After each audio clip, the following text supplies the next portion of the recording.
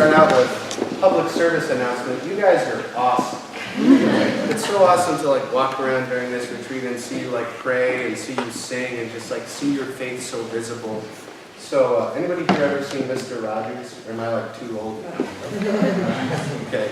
Well, from Mr. Rogers to all of you, thanks for being you. Okay, so we're doing a weird Catholic thing and we're celebrating a chair today. Here's a chair, and here's a picture of Pope Francis. Yay, Pope Francis. And here's the reason why.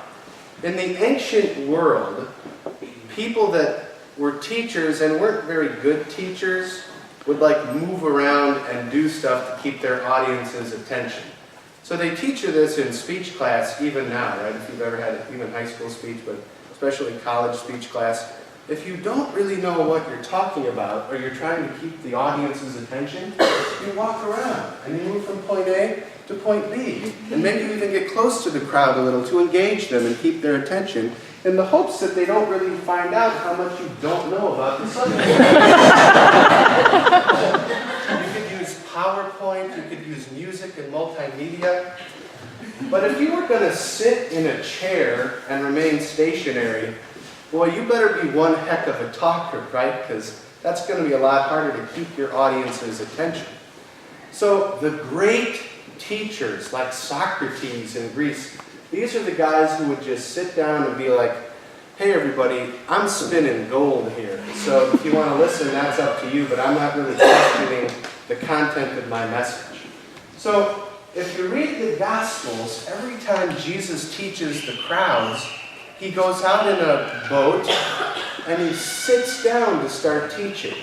Or he goes up the Mount of Beatitudes. I'm sure they'll be okay. He goes up the Mount of Beatitudes and he sits down to start teaching the crowds. The message there is implicit, it's symbolic. He is the most authoritative teacher. He's got the best message anyone's ever seen. So, anybody know who the first bishop in the city of Rome was? Those first Roman Christians? The first pope, we might say? Yeah, St. Peter. So, when he was teaching those first Christians in the city of Rome the faith and telling them about the life, death, and resurrection of Jesus, would Peter be an authoritative teacher sitting, or one of those showmen who had to stand and walk around and use a PowerPoint in first century Rome? He would sit down, right? So Peter would sit down, he would teach those people the faith with the authority that Jesus gave them in the gospel we just heard. Because of your faith, you are Peter, and on this rock I will build my church. So as legend would have it, Peter had this little chair that he would sit on as he taught the Christians of the city of Rome. And so if you go to St. Peter's Basilica today, you'll see the altar of the chair. It's encased in like 13 tons of bronze. It's this huge chair. So today, the San Pietrini, these little Roman like janitor worker guys, they had to get up all over this chair, which is like 100 feet in the air, and they had to put little candles all over it. Real candles, not even like electric candles. Real candles. And they had to get all over this chair and put little candles on it and lit up, and it's probably really cool. And if you want to Google image it later, that's totally awesome because that's what church nerds like us do. But the chair there in St. Peter's is like a Russian doll. So it gets like smaller and smaller. They've encased it in different forms of like wood and gold. And tradition tells us that at the very core, at the very center of that bronze chair is the original chair St. Peter used to sit on as he taught the Christians. So, if we look at the chair today, it has like 4 great thinkers around it, okay? So 2 bishops and 2 priests, 2 from the east, 2 from the west, St. Augustine, St. Ambrose, St. Athanasius, and St. John Chrysostom. And so, like, it looks like they're holding up the chair. But if you look closer, there's like a big Holy Spirit window behind you've probably seen this on the cover of a textbook or something, maybe somewhere. There's this big Holy Spirit window, and there's cloud or smoke or wind coming forth from this window. That's the classical Old Testament depiction of the presence of the Holy Spirit. So at first glance, It looks like these awesome thinkers, these brilliant bishops, these theologians, these humans are holding up the chair of St. Peter, that chair of teaching the authentic message of Jesus Christ through the centuries. But if you look closer, they're just pointing to the chair. These four dudes are just pointing at the chair. And it's the Holy Spirit that's actually holding the chair in place.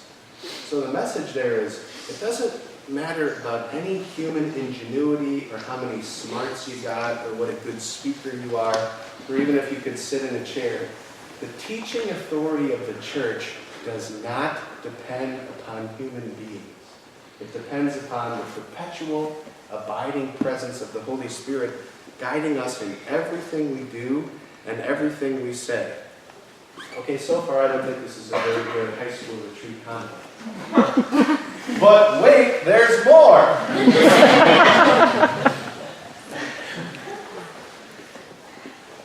Authority and teaching authority is a really weird expression in our culture.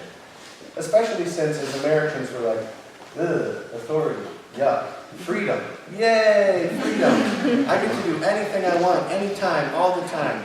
And our culture is telling you a message.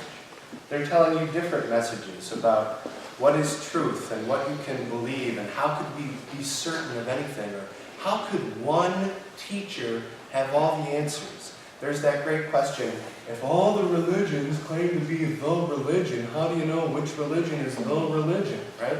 They're telling us to question, to doubt, to seek, to have this fundamental mistrust of any authority that's going to tell you this is black and this is white. And I would hate to be like a Father Grumpy Pants, okay, you know? I'm not like a naysaying priest that hates culture. I don't think everything in culture is bad. For example, you want to build a snowman.